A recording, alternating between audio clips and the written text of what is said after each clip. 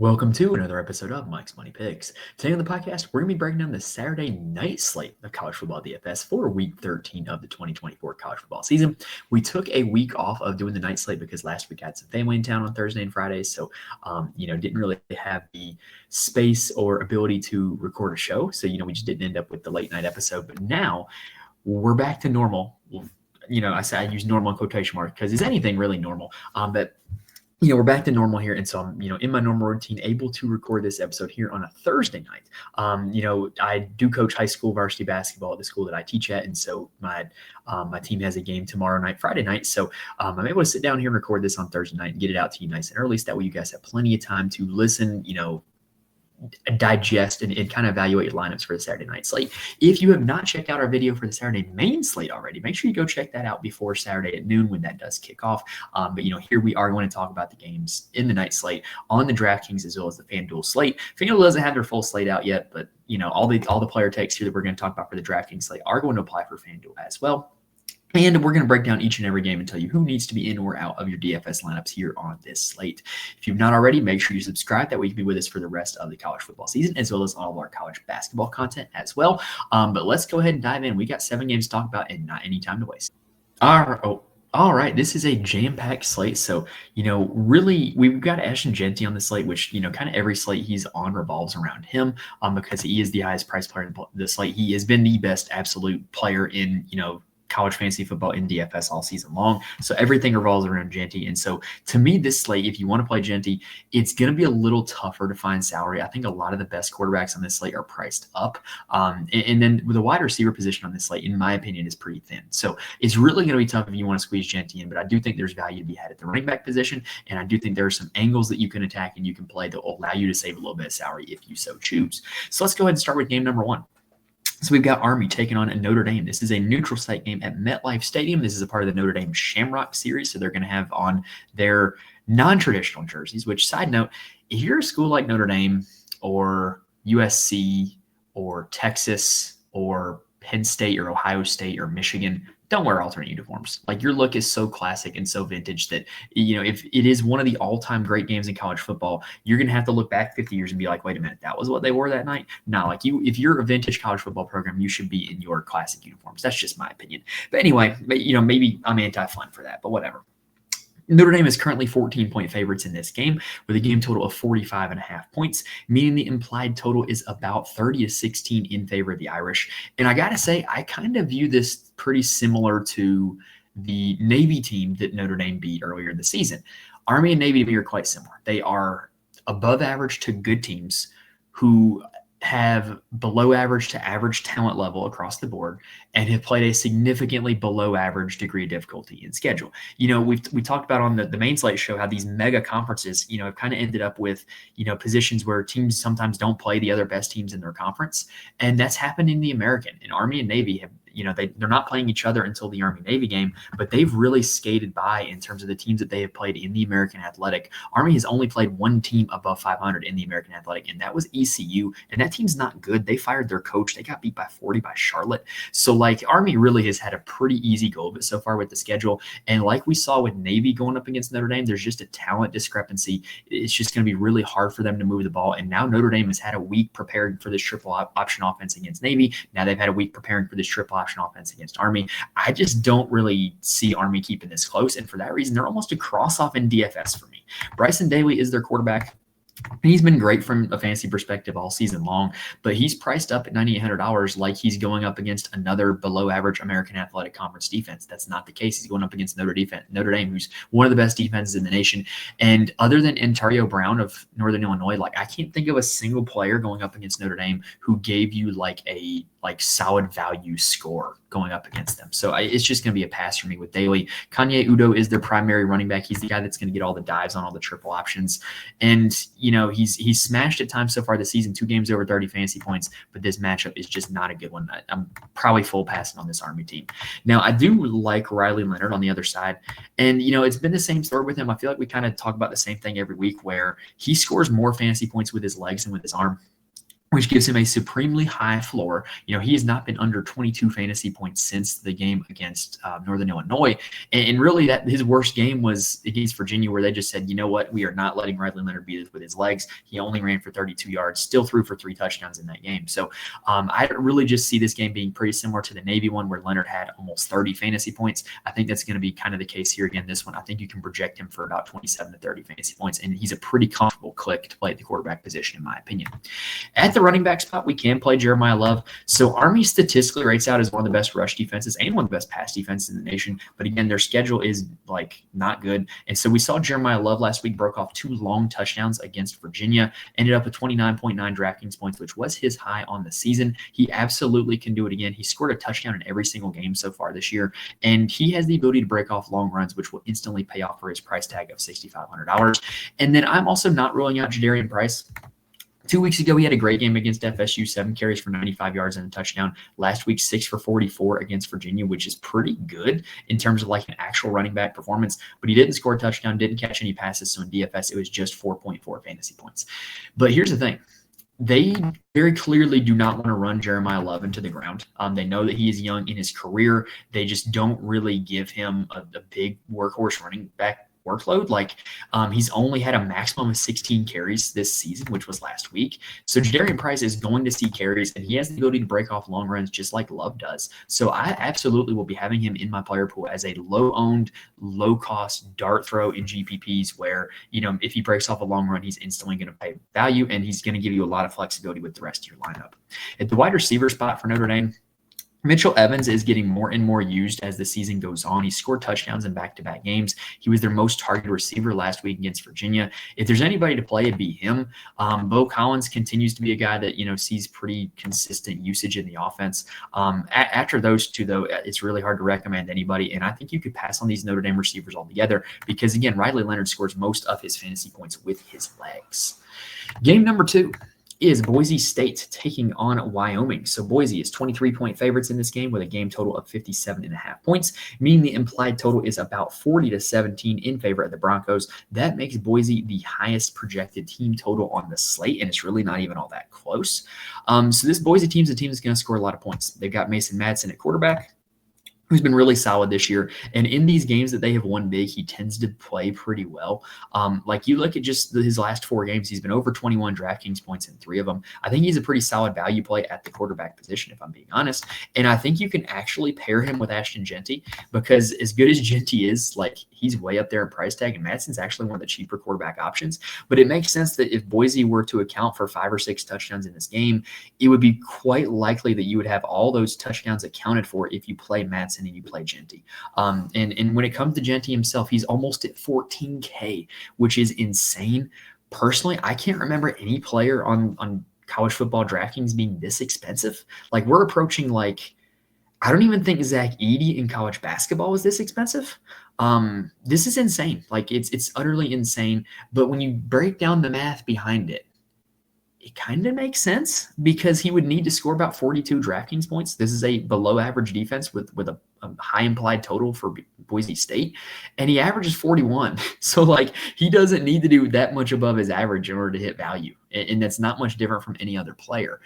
The problem is when you start actually doing the math behind it is you're going to need your lineup to score about probably 150 to 180 DraftKings points if you want to cash, 200 if you want to win big cash, right? And it really puts a hamper on the rest of your lineup when you play him, because if he gets to 50, now you really need, you still need a lot from everybody else because your average salary remaining is only $5,100.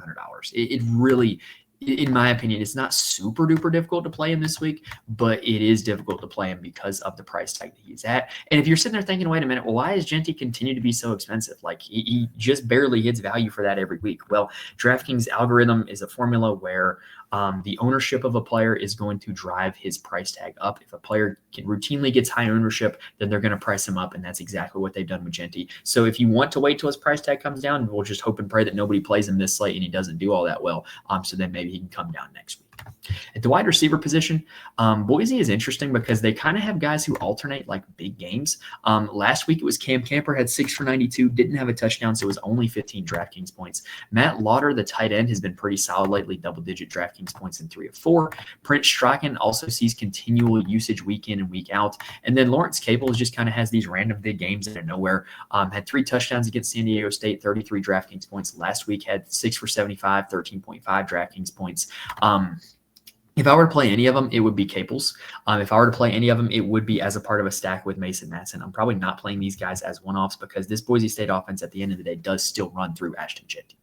On the Wyoming side, they're almost a cross-off for me. They're not good. They're just not good. Caden Anderson is their starter now, and he had a really good day against New Mexico, but other than that, he's been quite pedestrian this season, has not topped 11 DraftKings points in any other game. It's really hard to get behind him at that price tag of $6,700, so he's a pass for me. At the running back position, Harrison Whaley is back from injury. He was great against New Mexico, 26 DraftKings points, was not great against Colorado State, 1.5 DraftKings points. So at a salary of almost $8,000, he is a hard pass for me. The wide receiver position, this offense does not have enough success for me to strongly recommend to you guys to play any of these receivers. Next game up, we've got Washington State taking on Oregon State, the unofficial Pac-12 championship, right? With them being the only 2 teams in the league this year. Wazoo is currently 11.5-point favorites in this game with a game total of 57.5 points, meaning the implied total is about 34-23 in favor of Washington State. And Washington State has the most expensive quarterback on the slate, the second most expensive player not named Ashton Jeanty, and that is John Mateer. And he's expensive for a reason, y'all. 4 straight games of over 34 DraftKings points. He is really athletic. He has run for a touchdown in all 4 of those games. He's also thrown for 2 or more touchdowns in all 4 of those games. So he just really can rack up fantasy points in a way that no one else can, and he is the entire engine of this offense. So with them implied to score 34 points, it's quite likely that Mateer is going to account for 4 or maybe even 5 touchdowns in this one, and I think it's quite likely that he hits value at that salary of $11,400. Personally, I find it a lot more palatable to try to play Mateer and then build my lineup off of that than to play Jeanty and build my lineup off of that. At the running back position, Wayshawn Parker is the primary ball carrier for Washington State, but this is John Mateer's team. John Mateer is the one that scores more rushing touchdowns. He actually usually gets more carries, so I'm not going to be interested in this running back position for Wazoo. At the wide receiver position, the good news is that they're pretty condensed. Kyle Williams has been one of their best receivers week in and week out against New Mexico. He had 48.1 DraftKings points last week. Chris Hudson has been hit or miss. Like, he was really good at the start of the season, but has kind of faded over the last 3. Hasn't caught for more than 22 yards in each of the last 3 games. Can't really explain why. Josh Meredith is the slot that, hasn't seen a whole lot of consistent usage since week 5. There's 2 guys that are interesting. First is Cooper Mathers, who is seeing more and more usage, but it's still not super consistent. And the next is Carlos Hernandez. He has been a regular part of this offense ever since he got back healthy after the Fresno game. He scored over 15 DraftKings points in 3 of his last 4, caught 4 passes in all 4 of those games. So this is a guy with regular usage, consistent usage. He's only $3,700. He's one of the best cheap wide receiver plays on the slate, in my opinion. On the Oregon State side, this is a really tough team to target, in my opinion, too. So they started the season with Giovanni McCoy at quarterback. He was not great. So they eventually turned to Ben Gulbranson, and he was not great. And then he got injured and did not make the trip to Air Force. And in that Air Force game, they split snaps between Gabari Johnson and Giovanni McCoy. I don't think either quarterback is playable on this one, even though they are really, really cheap, even though the matchup isn't terrible. They're still implied to score 23 points.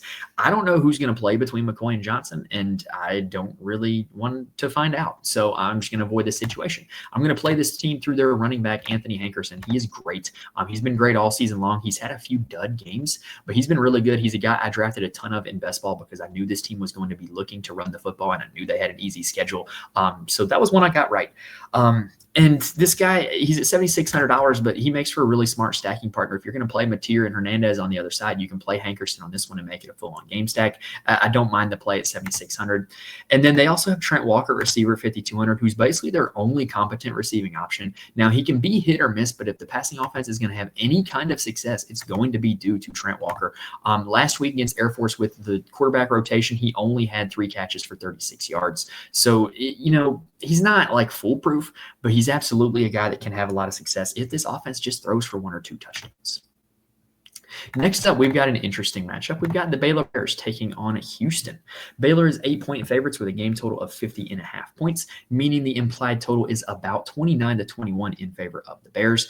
This Houston side's been a little spunky lately. Like, I thought they were genuinely awful at the start of the season, but now they've switched quarterbacks. Willie Fritz has them playing much better football now, but they tend to play like rock fight football games. They tend to really want to slow the game down. They don't want the pace to get up, and they don't want the scoring to get up, which is kind of the exact opposite of what Baylor's been doing. Baylor's been playing all these shootouts. So it's a question of whose style is going to end up dictating the pace of this game. If Baylor ends up going ahead early, I think that really might speed the game up. Whereas if Houston goes up early, they're just going to sit on the ball for 30 minutes and might not run 10 plays. So I really think that this is a game that can, have a wide range of outcomes, and I genuinely don't know how it's going to pan out. But let's talk about the players in the game. Sawyer Robertson is Baylor's quarterback.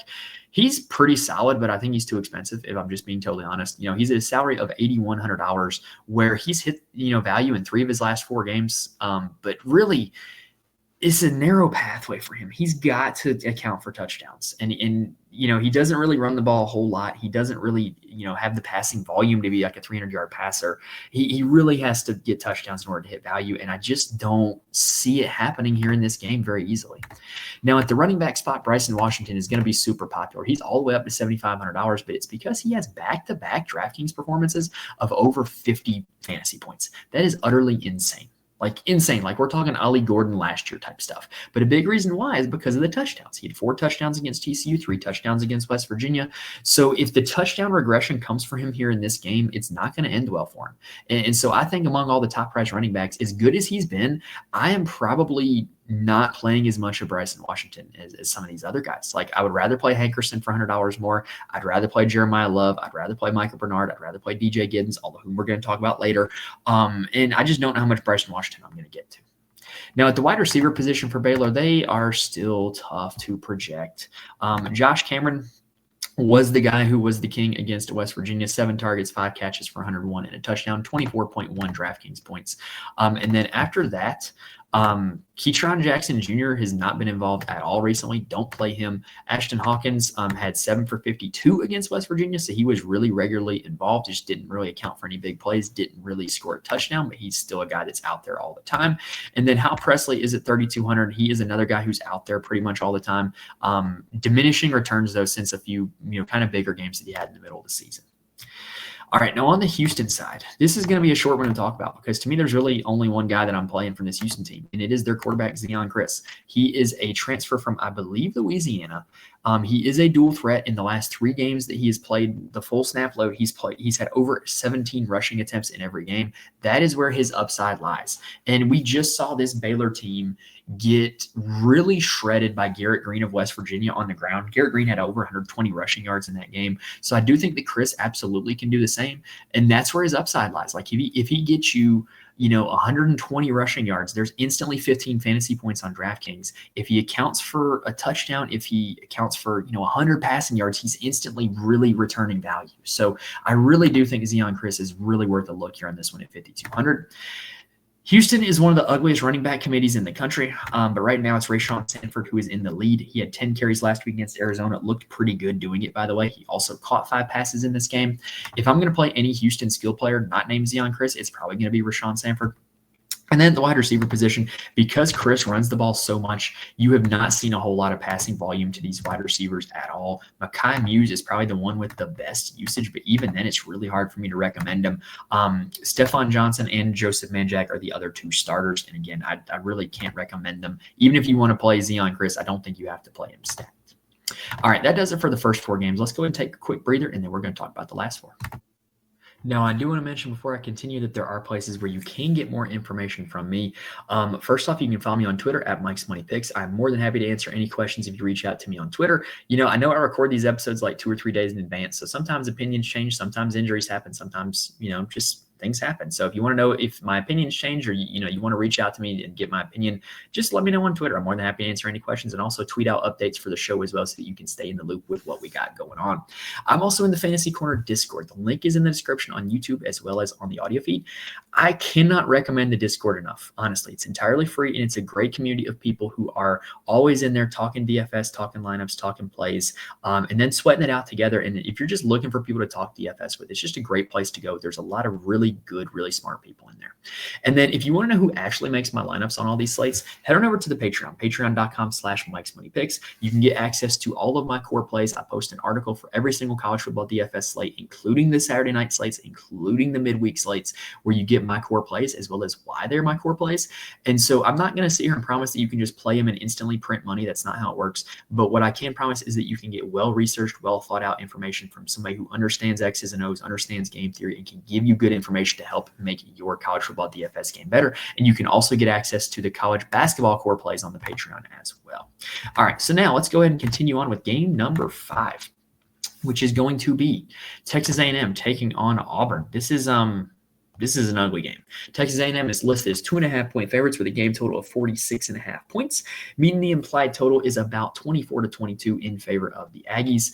And for that Texas A&M side, I really do like Marcel Reed, quarterback. He's priced at $6,000, and he has hit for that price tag in, he started, let me take a quick look here.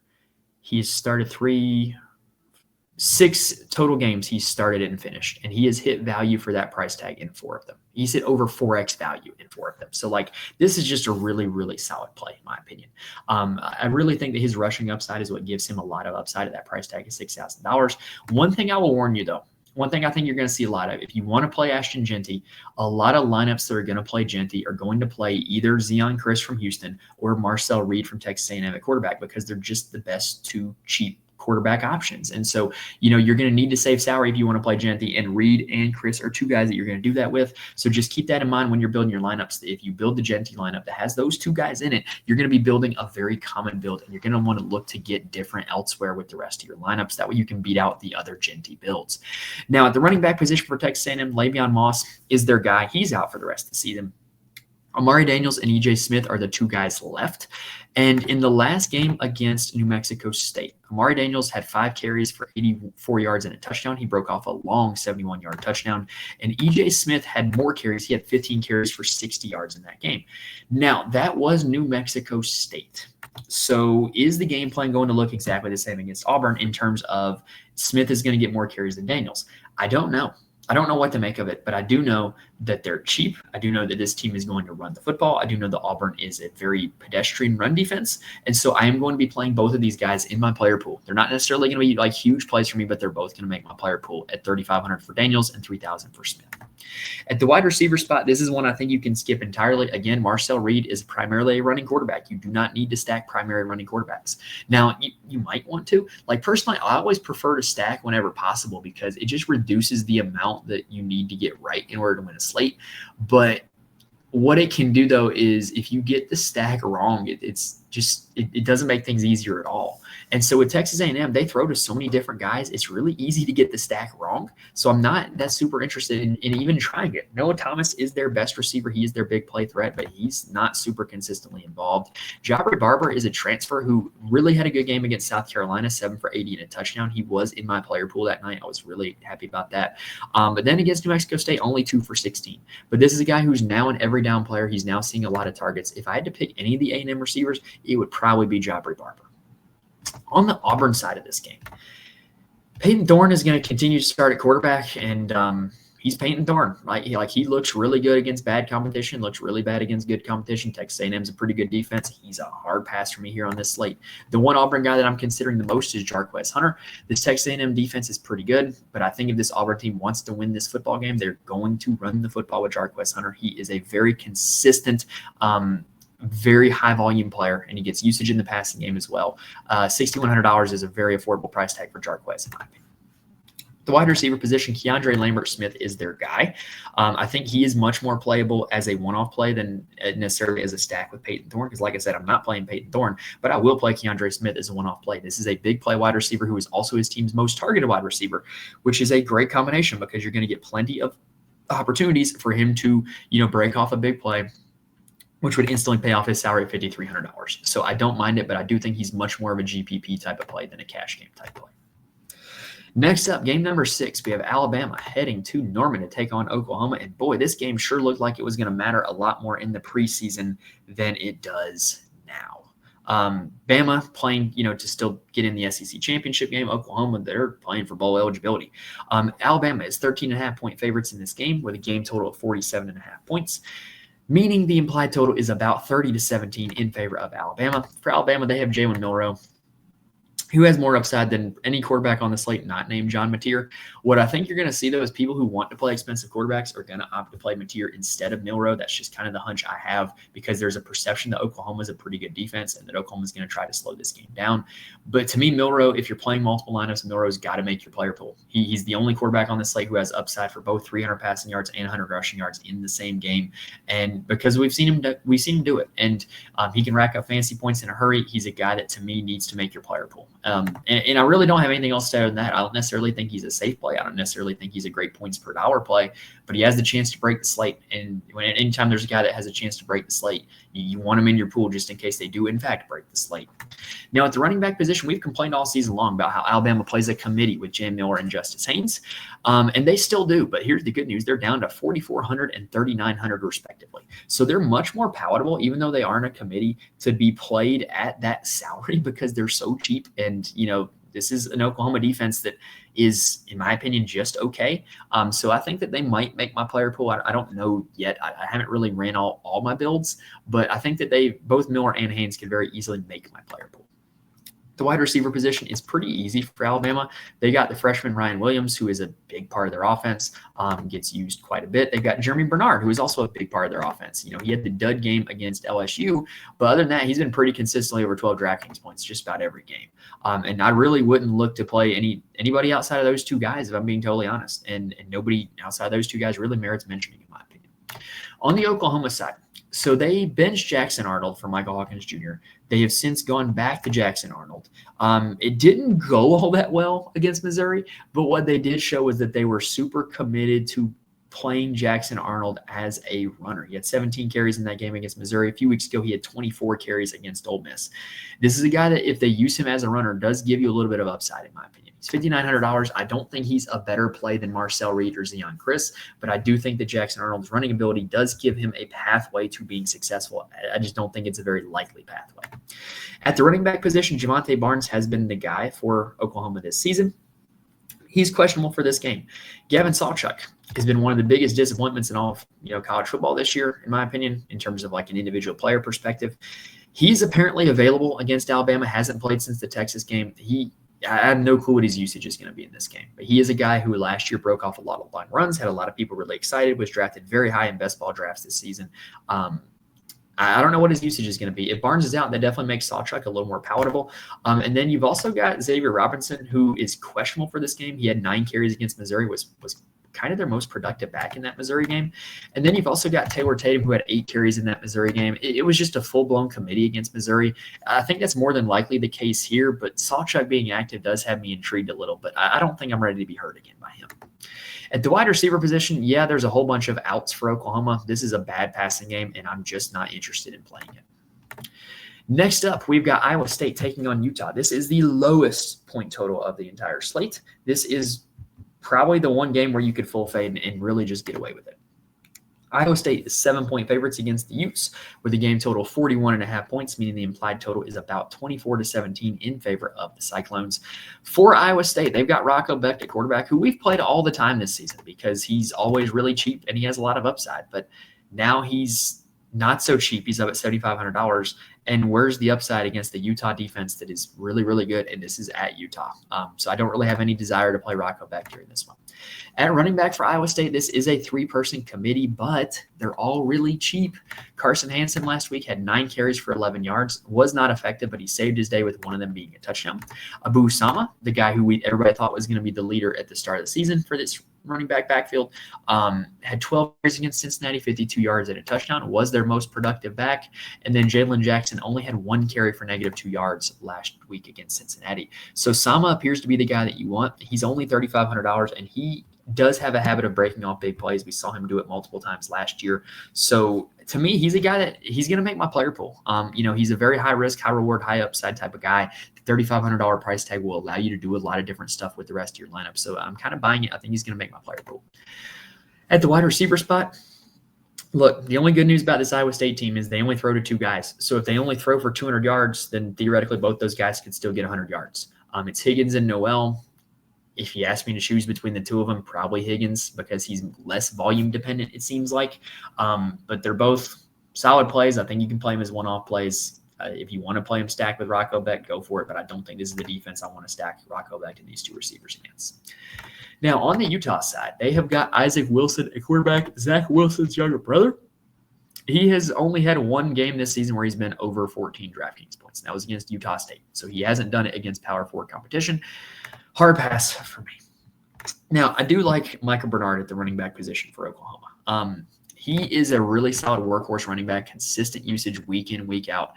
Against Colorado, it was really tough sledding on the ground. They really loaded the box against him, but he caught the ball 6 times for 22 yards. And if he's going to have that kind of usage in the passing game, then he's going to be a guy that you can really target. Iowa State does not rate out as a good run defense. We've talked about all season long how they play this 3 high safety defense a lot that really lightens the box and makes it easier to run the ball, especially on longer down and distances. So I think that this is a pretty good spot for Micah Bernard. I think $6,200 is a little more than I would like to pay if I'm being honest, but he's absolutely going to make my player pool. He's absolutely going to be a guy that I play a decent bit of. At the wide receiver position, Dorian Singer is just seeing all the volume that he can handle now that Brant Kuithe is out. Really, he's the only wide receiver that Wilson trusts throwing to. And at $4,500, that's not a lot to pay for a guy with that role. This team has seen, Kuithe get injured. Money Parks is out. Micah Pittman has left the program also. So there's just not a lot of options in the receiver room for this team. And Singer is one of them. And Singer's going to be a guy that I play quite a bit. Last game of the night is Cincinnati taking on Kansas State. Kansas State is 8-point favorites with a game total of 52.5 points, meaning the implied total is about 30-22 in favor of the Wildcats. On the Cincinnati side, we've seen Cincinnati get caught in games around this total, this kind of decent little shootout type of game all season long. And Brendan Sorsby has been pretty solid in them all season long. I think he is very reasonably priced at $7,500. I think this Kansas State defense can be hit or miss. He's going to make my player pool. He's not going to be a big part of it, though. At the running back position, Corey Kiner is the guy you want for Cincinnati. Just last week, he had 18 carries for 120 yards against Iowa State. Didn't score a touchdown, so he only had 16.4 DraftKings points, but this is the guy you want at the running back position, and we've seen teams have success running the ball against Kansas State. The wide receiver spot, Xavier Henderson has been kind of hit or miss, but he's still the wide receiver one for this team, still the guy getting the most targets. Joe Royer, the tight end, is a pretty solid option as well as Tony Johnson, their secondary wide receiver. But those are really only the guys that they're throwing to right now. Those are the only guys I have any interest in. On the Kansas State side, Avery Johnson is going to be one of my favorite quarterback plays of this slate. And the reason why is because he is priced at $7,400 and he has the upside to break the slate. This is a mobile quarterback with a lot of running ability who's also shown the ability to win from the pocket as a passer as well. And quite frankly, there's just not a whole lot of those that come around, and there's certainly not a whole lot of those that are price tag at $7,400. I mean, you look at his game log, he's had 3 games over 28 DraftKings points this year. That's only one less than Jalen Milroe. And one of those games was 39 DraftKings points against Oklahoma State. If he does that, he's going to break the slate. He's going to be a guy that you had to have. So Avery Johnson, I think you can play him in any type of build. If you want to play Mateer, you still have enough cash that you can play Avery Johnson. If you want to play Genty, you still have enough cash that you can play Avery Johnson. He just fits a lot of different builds. You can play a lot of different plays with him. He's not overly expensive, and he does possess slate breaking upside. He's going to be a guy who's going to be in my player pool, and he's going to be in my player pool quite a bit. At the running back position, DJ Giddens is also going to make my player pool, especially if you want to play him as leverage off of Avery Johnson, because he is an absolute workhorse running back. He gets 200 yards more often than he doesn't, and this Cincinnati run defense is nothing to write home about. At the wide receiver position, because of Avery Johnson being so mobile and getting most of his fantasy points through the ground, there's not a whole lot of work in the passing game, but Jace Brown is the guy who consistently sees the most work and most targets. Hasn't scored a touchdown in 4 games, so maybe he's due for one. $4,200. That's a very cheap stacking partner for Avery Johnson, and I'm certainly going to be playing quite a bit of him as well. And then you've got the 2 tight ends, Lofton and Oakley, who are the next most expensive guys out there. I don't have a problem with playing them, but I don't think you have to stack Avery Johnson either. I think you can play him unstacked and be totally okay. All right, but that's going to do it for this episode, y'all. About 35 minutes. We got done with the entire night slate. If this video helped you out in any way, please hit the like button. On YouTube, please rate and review the audio. It really does help me out a ton when you guys do that. I cannot stress that enough. And if you haven't already, make sure you are subscribed to the channel. That way you can be with us for the rest of the college football season as well as college basketball season.